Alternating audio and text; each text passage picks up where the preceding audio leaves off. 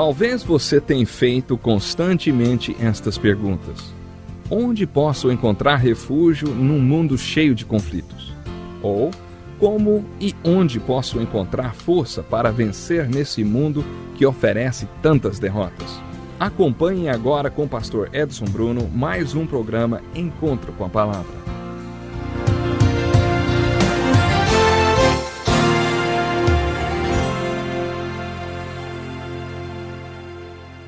Que alegria estarmos juntos para mais um programa Encontro com a Palavra.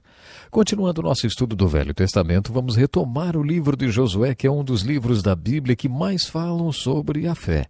Esse livro possui importantes ilustrações que nos ensinam o que é fé e como ela funciona.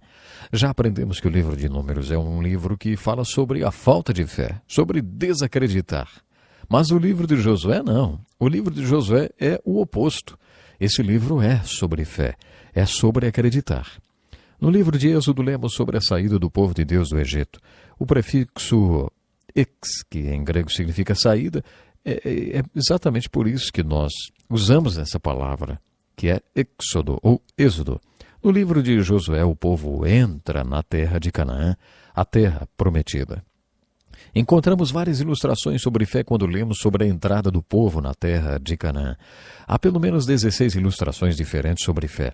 Quando estudamos o livro de Josué e colocamos todas essas ilustrações sobre fé juntas, aprendemos como tomar posse dos nossos bens espirituais, ou como receber o carisma de Deus para podermos abundar em toda boa obra. A primeira coisa que vemos no livro de Josué é o que podemos chamar de perpetuação da fé. Logo no início, Moisés passa a capa de liderança para Josué, e que Josué ficou cheio do Espírito depois que Moisés pôs as mãos sobre ele, e isso todo mundo sabe. Você sabe, não? O povo de Israel obedecia a Josué seguindo os mandamentos que o Senhor tinha dado a Moisés. Depois que Moisés, o discípulo do Senhor, morreu, Deus falou com o assistente dele, Josué. O meu discípulo Moisés morreu. Você é o novo líder de Israel. Lidere o meu povo. Seja forte e corajoso. Você será um bom líder para o meu povo. A única coisa que você precisa é ser forte e corajoso e seguir toda a lei que Moisés deu a você. Porque se você tomar o cuidado de obedecer cada uma das leis, será bem-sucedido em tudo o que fizer. Relembre essas leis ao povo constantemente. Você deve meditar nelas dia e noite para ter certeza de que vai obedecê-la totalmente. Só assim você será bem-sucedido. Seja forte e corajoso.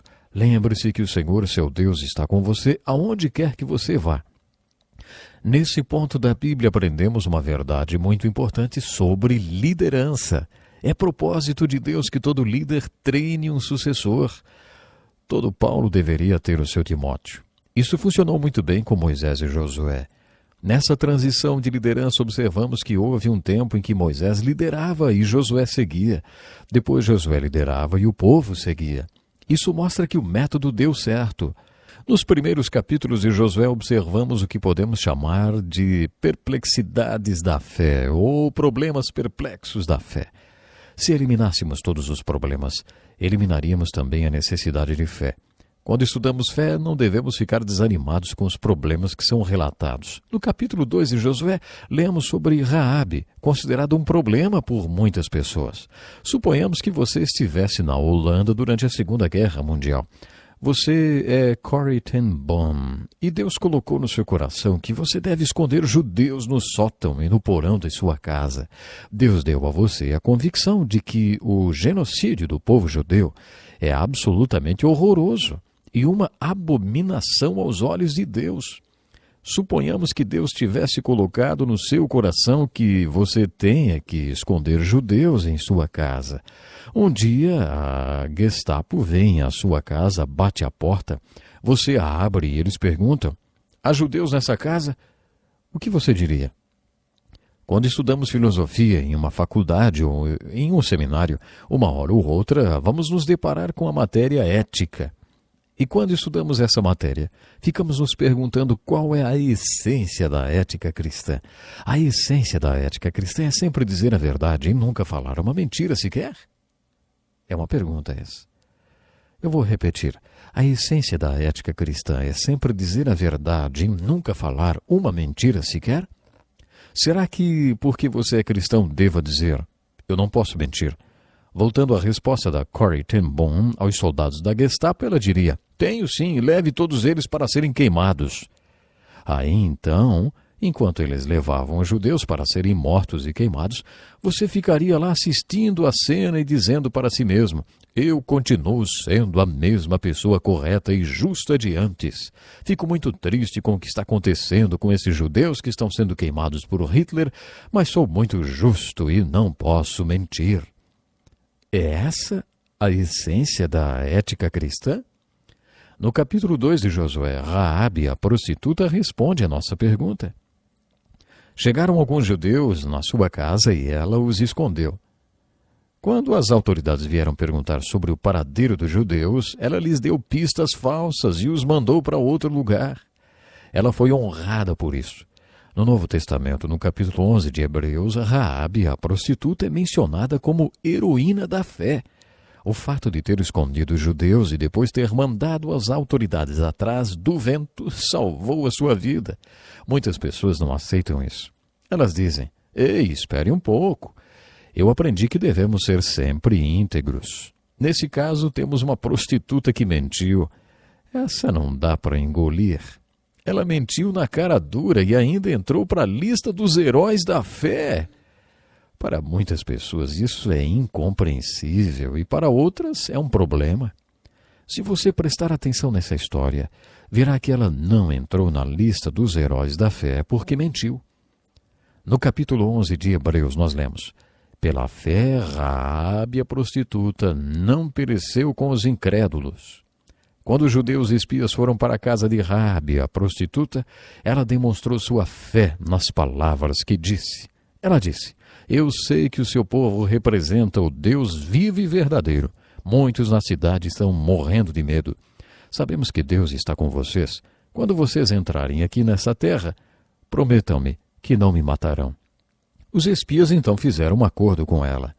Eles disseram, pegue um cordão vermelho e amarre-o à janela de sua casa. Sua casa era no muro de Jericó. Os muros eram tão largos que as casas eram construídas no topo deles. É claro que o cordão vermelho pendurado na janela é uma linda figura da salvação como a Arca de Noé, lá atrás no livro de Gênesis. Eles disseram para ela, amarre esse cordão vermelho à sua janela e todos da sua família que estiverem dentro da casa serão poupados. Todos na cidade serão mortos, mas você será salva. Por que ela foi salva? Por que ela escondeu os espias e mentiu por causa deles? Ah, não, ela foi salva porque creu. Ela creu que aquelas pessoas eram o povo de Deus e que o Deus vivo e verdadeiro estava com eles. Raabe mostrou sua fé no Deus vivo e verdadeiro. Sua fé a salvou. Além disso, ela entrou para a genealogia de Jesus por causa dessa fé. Creio que aquele cordão vermelho amarrado à janela possa ser chamado de a figura da fé. Assim, nos primeiros capítulos de Josué, temos, antes de tudo, a perpetuação da fé de Moisés para Josué. Depois temos as perplexidades da fé. E depois ainda temos essa linda figura da fé. Quando você estudar Raabe, a prostituta, não se esqueça que o mais importante a seu respeito foi a fé. Foi a fé de Raabe que a salvou.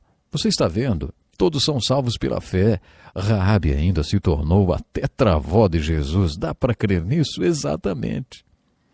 Quando estudamos o assunto fé no livro de Josué, encontramos no capítulo 3 a prova de fé. Quando formos entrar na nossa Canaã espiritual, Deus firmará e confirmará nossa fé a fim de nos encorajar.